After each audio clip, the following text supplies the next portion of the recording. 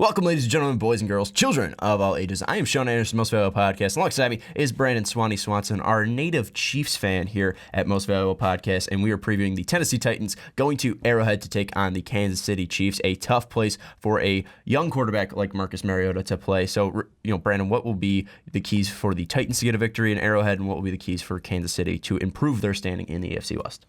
Well, first for Tennessee, you got to give them props. A huge win against Denver. Been playing out of their mind lately. I mean, less than 10 completions for Mariota, and they still win. Mm-hmm. I mean, it was absolutely a great job by the Tennessee Titans. They stuck to their game plan, and they did a really, really good job defensively.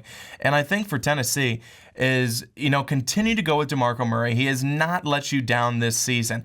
And if he's not getting it going running the football, he's proved that he can be very valuable in the passing game as well, and not every running back, as we've clearly seen throughout the NFL, can do that. DeMarco Murray is a guy that certainly can. So continue to keep him involved in the offense, and I just really like Marcus Mariota. I think that he has really taken a huge step forward here in his sophomore season, where, a lot of rookies on a lot of teams will have that sophomore slump. Todd Gurley, I think that you certainly have seen the slump.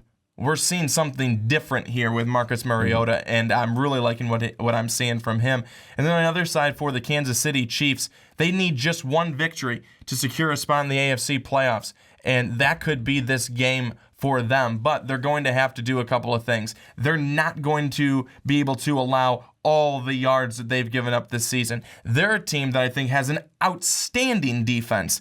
They get a lot of turnovers. They turn those turnovers into points on the defensive side, but they allow way too many yards. They allow teams to move down the field too quickly. And Marcus Mariota has clearly shown that he can do that very quickly throughout this season.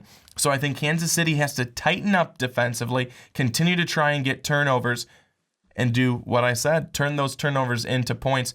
But also, I think Alex Smith has an opportunity to have a very good game here.